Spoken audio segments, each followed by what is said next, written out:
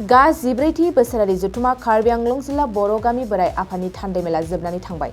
कार्बि आंलं जिल्लानि सिङाव थानाय दुमुखि जालजरि हारिमु भवना खुंफुंदों 14थि बोसोरारि जथुमा कार्बि आंलं जिल्ला बर' गामि बोराइ आफादनि थान्दै मेल। मख'नो गोनांदि बे मेलखौ 31 मार्च आरो 1 एप्रिल खालि साननैनि हाबाफारि लानानै खुंफुंनाय जादोंमोन। आफादगिरि मनिरा नार्जारि आरो नेहाथारि इसान बसुमतारिनि मासि सामलायनायाव बे मेला गाहामैनो जोबनानै थांबाय।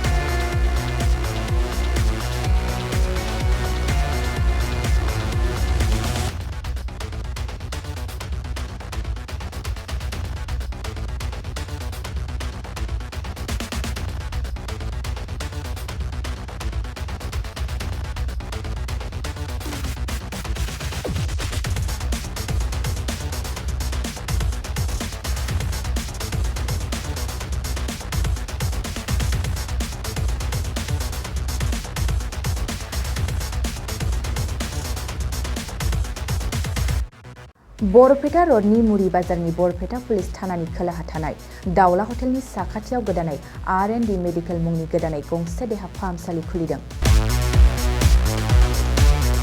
बे देहा फाहामसालियाव गोबां बेमारफोरखौ नायनाय जागोन, जेरैहाय डायबिटिस, लोमजानाय साजानाय, आथिं आखाइ, मोदोमाव सानाय सुनाय, भां, गान्जा, डेन्ड्राइट, ड्राग्स बायदि फेग्रा मुवा लानाय, फेग्रा मुवा मोनाब्ला हमथानो हायि जानाय बायदि बायदि गोबां बेमारफोरखौ बे देहा फाहामसालियाव फाहामथाय होनाय जागोन।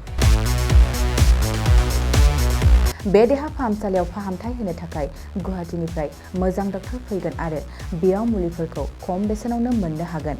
R&D मेडिकेलाव फाहामथाय लाफैनो थाखाय गाहायनि जानबुं नाम्बाराव जगाजग खालामनो हागोन। जानबुं नाम्बारा जाबाय 8099 480 118।